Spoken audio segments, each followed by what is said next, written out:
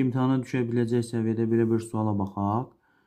Bu sualı həll etmək üçün əvəzləmə üsulundan istifadə etsək, n faktorial t desək, 3t kvadrat minus 5t minus 2 bərabər 0 diskriminantdan tapsaq, 25 çıx 4 vuraq 3 vuraq mənfi 2.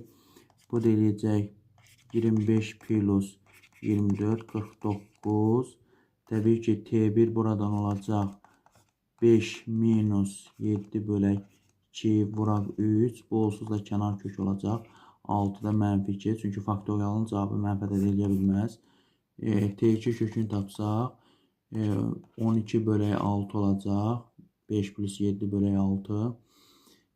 Bu da 2 olacaq. Təbii ki n faktorial 2 olması üçün nə olmalıdır?